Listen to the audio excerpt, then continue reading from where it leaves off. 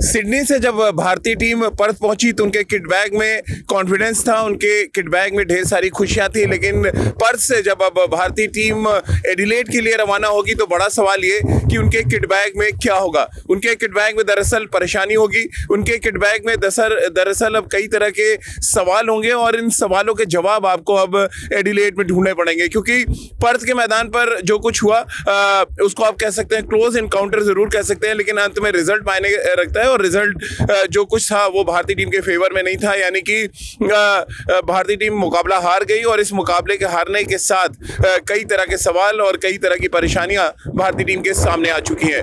अब सबसे बड़ी परेशानी है टॉप ऑर्डर की बल्लेबाजी को लेकर। क्या भारतीय टीम मैनेजमेंट अब बांग्लादेश के खिलाफ कोई एक्सपेरिमेंट करेगी, यानी कि राहुल की जगह क्या हम ऋषभ पंत को पारी की शुरुआत करते देख पाएंगे? नंबर एक सवाल। नंबर दूसरा सवाल कि जो हमने एक्स्ट्रा बैट्समैन खिलाया उसका हमें आखिर फायदा क्या मिला?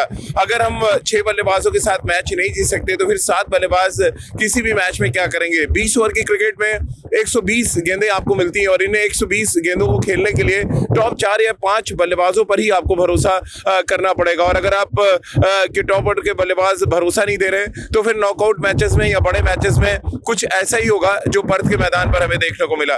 तो ये सबसे बड़ी परेशानी है जिसका जवाब भारतीय टीम को एडिलेड पहुंचते ही ढूंढना पड़ेगा।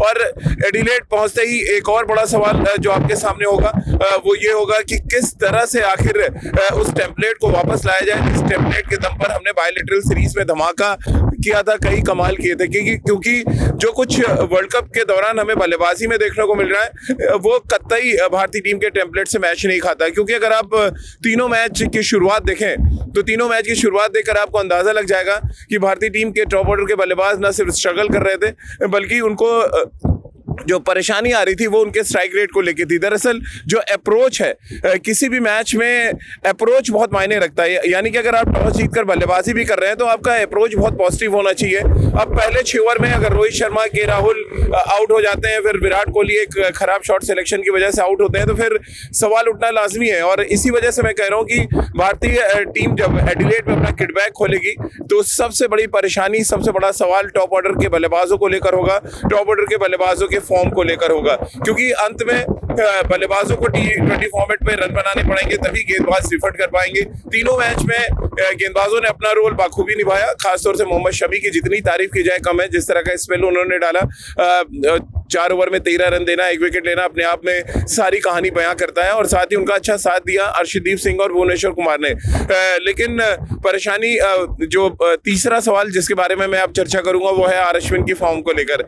आर अश्विन मार्केट करने के चक्कर में रहते तो है लेकिन उनकी गेंदबाजी इन दिनों मार्केट होती जा रही है। यानी मार्केट जो करने की कोशिश रहती है और रूल भी बदला गया। दक्षिण अफ्रीका के खिलाफ उन्होंने कोशिश भी की कि इस रूल को इम्प्लीमेंट करें, लेकिन अंत में आपकी गेंदबाजी मायने रखती है और आप अपनी गेंदबाजी से क्या कंट्रीब्यूशन दे रहे हैं टीम को वो बहुत मायने रखता है। और अगर 4 ओवर में आप 43 रन खा रहे हैं, 1 विकेट ले रहे हैं तो फिर आपकी गेंदबाजी पर सवाल जरूर खड़े होंगे। और ये कोई पहला ऐसा मैच नहीं था, वर्ल्ड कप का तीसरा मैच अश्विन खेले और कोई बड़ा इंपैक्ट नहीं छोड़ पाए। अब तमाम लोग ये भी कहेंगे कि अश्विन के पीछे पड़ना दरअसल गलत है। हम कोई अश्विन के पीछे नहीं पड़ रहे हैं। दरअसल अश्विन की गेंदबाजी को लेकर हम चर्चा यहाँ पे जरूर करेंगे, क्योंकि इतने बड़े मैदानों पे अगर आप फ्लैट गेंदबाजी करेंगे, आप गेंद को स्पिन होने का मौका नहीं देंगे तो फिर परेशानी होगी। और ये परेशानी अश्विन को झेलनी पड़ रही है क्योंकि बहुत तेज डालने की कोशिश कर रहे हैं। वो चाहे आप मेलबर्न का मैदान याद कर लें या जिस तरह से उन्होंने नेदरलैंड्स का गेंदबाजी की, या फिर अब हम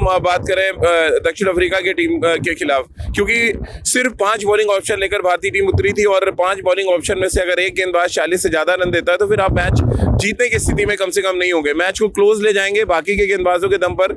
आप अपने प्रीमियम स्पिनर के दम पर कम से कम ऑस्ट्रेलिया में अभी हाल फिलहाल ऐसे कोई संकेत नहीं मिले कि आप मैच जीतने जा रहे हैं। तो ये बहुत ज़रूरी है कि आपका स्पिनर कंट्रीब्यूट करे और शायद अब मौका आ गया है कि आप युजवेंद्र चहल को मौका दें यहाँ पर, क्योंकि युजवेंद्र चहल इस वर्ल्ड कप से पहले आपके नंबर 1 स्पिनर थे और अचानक ऐसा क्या हो गया कि उनको कंसिडर भी नहीं किया जा रहा है। ये भी एक बड़ा सवाल है तमाम लोगों के जहन में। और ऐसा नहीं है कि इंडिया न्यूज़ पे ये सवाल हम सिर्फ हारने के बाद उठा रहे हैं। दरअसल भारतीय टीम जब भी कोई कॉम्बिनेशन खिलाती है और ऑस्ट्रेलियाई मैदान, ऑस्ट्रेलिया के डायमेंशन जहन में आते हैं तब तक हम ये सवाल उठाते रहेंगे, क्योंकि यहाँ पर लेग स्पिनर्स को अच्छी खासी मदद मिलती है, अच्छा उछाल मिलता है, बड़े मैदान है जहाँ पे आप फ्लाइट करके बल्लेबाजों को फंसा सकते हैं अपने जाल में, जो होता नजर नहीं आ रहा है। और भारतीय टीम को इस पर भी बहुत गंभीरता से सोचना पड़ेगा कि चहल को आखिर प्लेइंग 11 में कैसे लाया जाए। तो कुल मिलाकर ये कुछ ऐसे सवाल हैं जो भारतीय टीम अपने किट बैग में साथ लेकर जाएगी, और ये सवाल, इन सवालों के जवाब आप जितनी जल्दी ढूंढ लें शायद उतना बेहतर होगा, क्योंकि अभी भी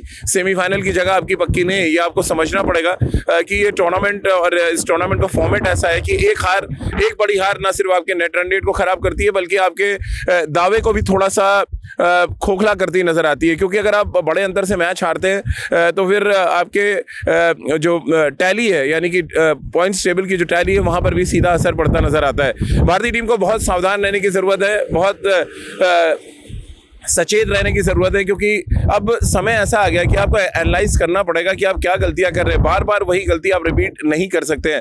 जो गलती बार बार के राहुल कर रहे हैं, जो गलती बार बार रोहित शर्मा कर रहे हैं, या जो गलतियां बार बार हार्दिक पांड्या और दिनेश कार्तिक कर रहे हैं, एक विराट कोहली, एक सूर्य कुमार यादव के दम पर अगर आप वर्ल्ड कप जीतने चले हैं तो शायद ये बेईमानी होगा। आपको सबको कंट्रीब्यूट करना पड़ेगा, और अगर कंट्रीब्यूशन नहीं होता तो फिर पर्थ जैसे हालात आपको दोबारा देखने पड़ सकते हैं। मेरे ठीक पीछे पर्थ की खूबसूरत सी रिवर आप देख रहे हैं। रिवर के बैक साइड में आप पर्थ का एक दूसरा हिस्सा आप देख सकते हैं, और यहाँ पर आमतौर पर लोग फिटनेस के लिए, अपने रनिंग के लिए यहाँ पर आते हैं, साइकिलिंग भी लोग करते हैं यहाँ पर। लेकिन भारतीय टीम को शायद फिटनेस, साइकिलिंग, रनिंग से ज़्यादा इस समय फॉर्म की ज़रूरत है, जिसकी तलाश अगर एडिलेड में कर लें तो शायद ज़्यादा बेहतर होगा।